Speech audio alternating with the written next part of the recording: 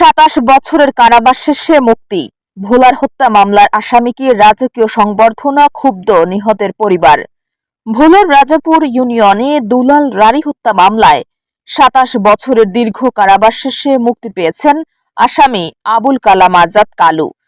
তবে কারামুক্তির পরপরই মোটরসাইকেলের বিশাল বহর ও ফুলের মালা দিয়ে তাকে এলাকায় সংবর্ধনা দেওয়ায় স্থানীয়দের মাঝে তীব্র ক্ষোভ ও অসন্তোষ তৈরি হয়েছে। নিহতের পরিবারের দাবি, এ ঘটনা তাদের পুরনো শোককে নতুন করে বাড়িয়ে দিয়েছে।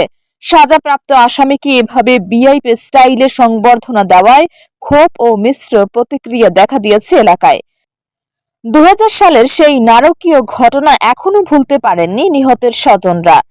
তৎকালীন সময়ে দুলাল রানীকে গুলি করে হত্যার বিচার পেলেও আসামির এমন রাজকীয় প্রত্যাবর্তনে নতুন করে শোকের ক্ষত জেগে উঠেছে পরিবারটির মধ্যে।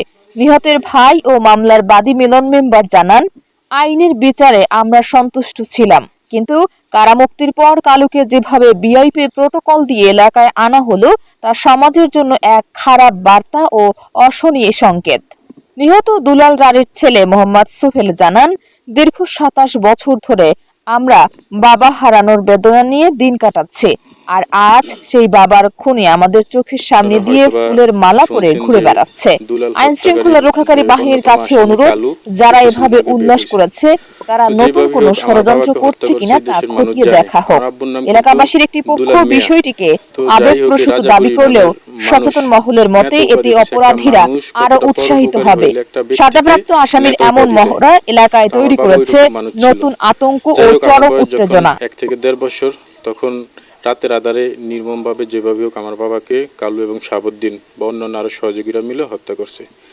আজকে আমার প্রায় বয়স ২৬ থেকে ২৭ বছর বা ২৮ বছর হইতে পারে স্বাভাবিক, কিন্তু এতটা বছর বাবা ছাড়া, আমি এই বাবার স্নেহ ছাড়া বা আমার ফ্যামিলি, আমার আরও বড় ভাই আছে ৪ জন, আমার ছোট একটা বোন, মা, এত বছর যেভাবেই হোক আমরা দিন কাটাইছি। কিন্তু কিছুদিন আগে যে কালু বের হয়েছে, যে একজন হত্যাকারী বা একজন হত্যা মামলার অন্যতম আসামি, একটা মানে গাড়িবহর এবং প্রটোকল নিয়ে যদি একটা আমাদের চোখের সামনে দিয়ে যখন আসে, তখন আমাদের কাছে বা আমাদের অন্তর অবশ্যই রক্তক্ষরণ হয় যে আমার বাবার একজন আসামি এত বছর পর কিভাবে আমাদের চোখের সামনে দিয়ে আপনার ফুলের মালা, হোন্ডা বহর, গাড়িবহর দিয়ে কি আসে।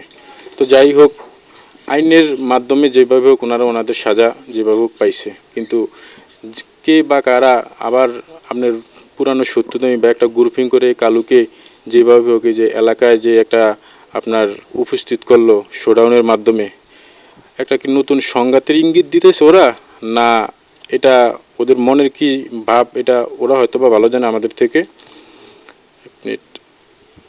ওরা উচিত হয় নয় যে শোডাউন করে একটা মার্ডার কেসের আসামি আনা, এটা ঠিক না। এটা গ্রামবাসী কেউই এটারে পছন্দ করে না, এটা গ্রামবাসী কেউই ভালো চোখে দেয় না। ম্যাক্সিমাম কিছু লোক এই ভালো জানে, আর নাই তো আর কেউ এটারে ভালো চোখে দেয় না। আর বাজারে দোকানে ফাটে এটা সমালোচনা হয়। খারাপ মনে হয় এইরকম করে একটা খুন করে জেল খেটে বাইরে শোডাউন করাটা, এটা ভবিষ্যতের জন্য আরও মার্ডার লাগার জন্য খুব উৎসাহের কাজ, এতটুকুই।